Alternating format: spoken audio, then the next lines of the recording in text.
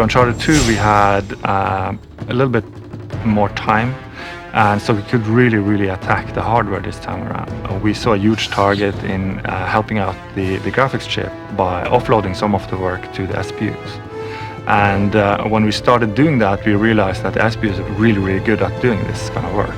We added more functionality to it so that it all could be done on the SPUs and really efficiently and with much higher quality than before. Our characters, they typically have 80,000 polygons in one character, like the main character. In total, what we try to push through to the graphics chip is about 1.2 million triangles that we try to draw every frame. We do a lot using the cell processor. We make heavy use of assembly programming, which is really nitty-gritty programming.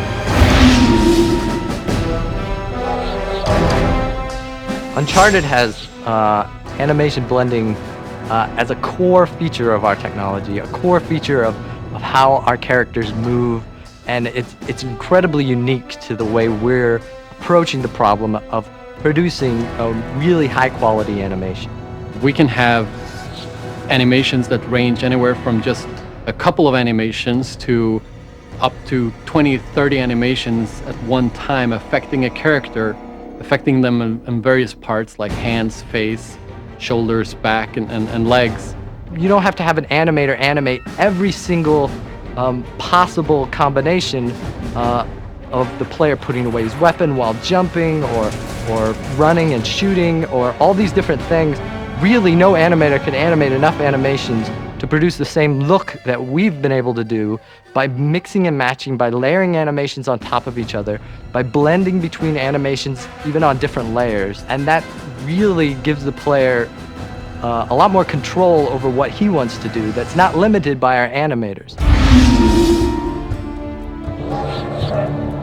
We added more functionality to it so that, for instance, the camera motion blur, it all could be done on the SPUs and really efficiently and with much higher quality than before.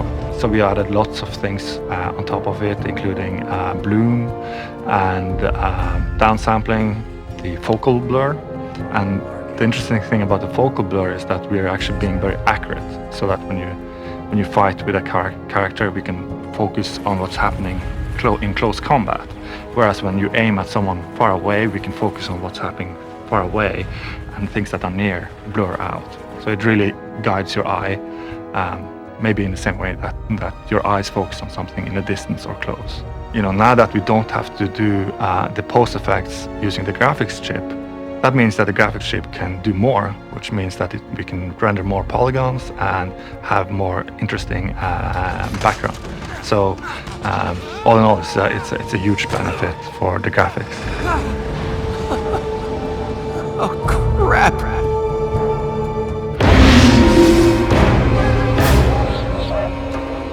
We really wanted to push the PS3, which we knew we could push even further from what we had done with the first game.